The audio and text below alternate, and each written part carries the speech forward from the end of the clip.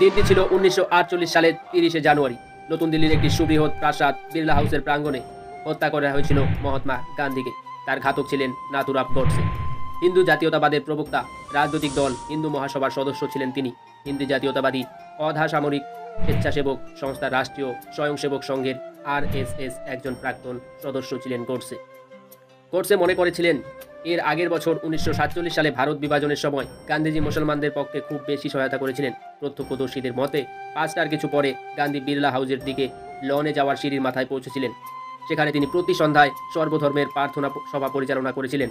যেই মাত্র গান্ধী বদির দিকে হাঁটতে শুরু করেছিলেন, গডসে ভিড় থেকে বেরিয়ে এসে গান্ধীর পথের সামনে দাঁড়িয়ে পড়েন এবং পয়েন্ট ব্ল্যাঙ্ক রেঞ্জ থেকে গান্ধীর বুকে এবং পেটে 3টি গুলি ছুড়েছিলেন।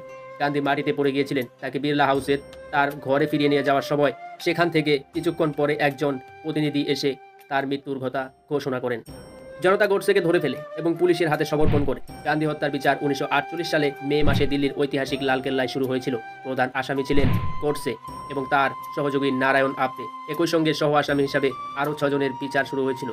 হত্যাকাণ্ড রোধে ব্যর্থতায় পুঙ্খানুপুঙ্খ তদন্ত এড়ানোর জন্য স্বরাষ্ট্রমন্ত্রী বল্লভভাই প্যাটেলের ইচ্ছাতেই এই কাজ করা হয়েছিল। 1949 সালে 8ই নভেম্বর গডসে এবং আপটেকে মৃত্যুদণ্ড দেওয়া হয়েছিল। 1949 সালের 15ই নভেম্বর আম্বালা কারাগারে তাদের ফাঁসি দেওয়া হয়েছিল।